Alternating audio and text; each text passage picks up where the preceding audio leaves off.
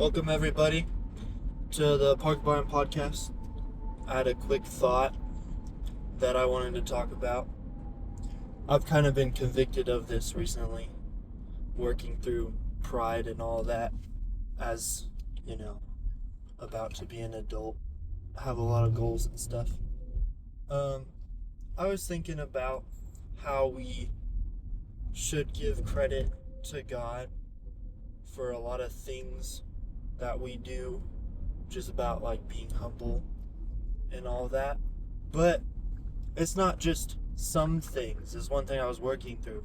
Like, it's not just easy. Like, it's easy to say, oh, yeah, swimming, everything I've accomplished there, God orchestrated that in my life, designed me the way that I am, made that a successful part of my journey.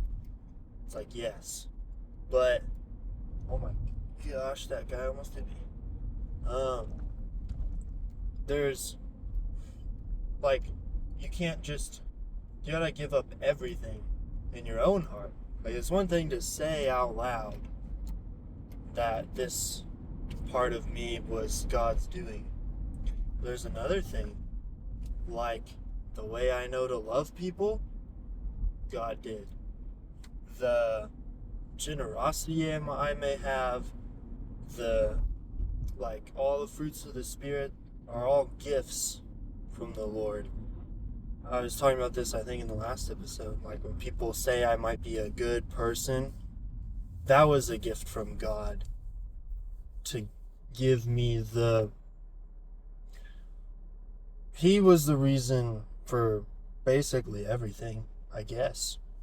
So, there's nothing that I've had done, put into this world that isn't ultimately from Him, which is a truth that's kind of hard to reconcile with, I guess. Like, I gotta, it's against what I'm used to thinking, because part of me, at least in the past, definitely was like, oh yeah, I did that, I made that decision and it led to that, because I'm a very logical person. So I see the, like, well, in my mind it's like, well, if I didn't do this, then this wouldn't have happened, so I'm the reason that happened.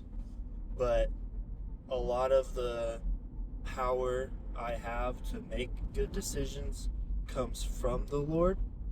So it'd be wrong to think anyway that I'm the reason that something happened, you know? That was thought number one, which, going back to God is the reason for almost everything. You can take that and be humble, but you can also take that as a way to be grateful for anything and everything that you have. Like, for the good, all the good, which is kind of intuitive, you know? If you're given a gift, you're typically grateful for it. Even non-Christians can do that.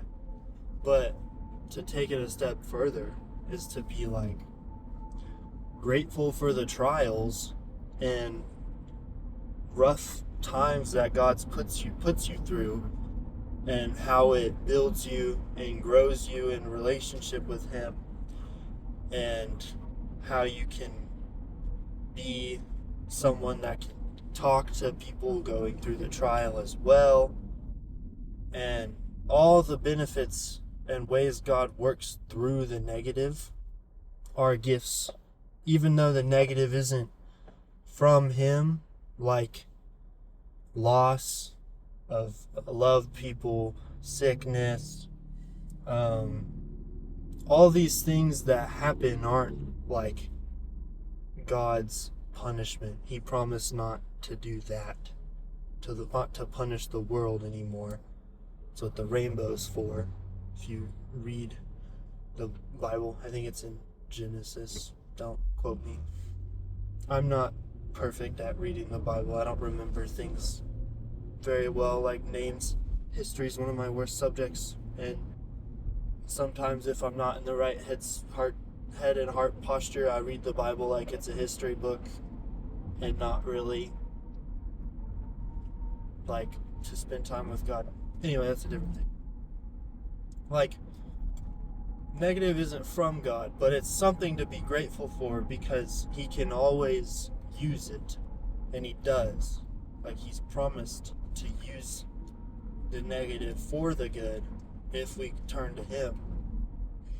And I almost think it's like, what good is doing something and not failing and just succeeding first try? Like, how does that grow you? People talk about that all the time. It's almost like, how much more does God work in you if you go to him when things aren't great? No one was generous to you in a while. Things aren't doing well. You're struggling financially. You lost a job. Like, all these things can happen. How much more can God work in you if you go to him in those times than when, in my scenario, when I'm winning state or getting third at state and I'm dropping time, going off to a great school, like all these great things that are happening. Yeah, I need to give God credit to all those. But the real test is when something eventually doesn't go right. I'll need to make sure I can continue to go to God in prayer, in reading, in trust. Faith is something only you can control in your own heart. Do you believe that things will be okay when the world, other people, and all the circumstances logically point you to think that things aren't going to be okay? Will you trust that the Lord will, for his plan? I struggle thinking about God's plan because, again, very logical brain. So am I like, is God's plan for me to swim? Because what if I end up, clearly not if I get hurt, like if I get in some horrible accident and I am paralyzed from whatever. I mean, sure, I could do some kind of swimming.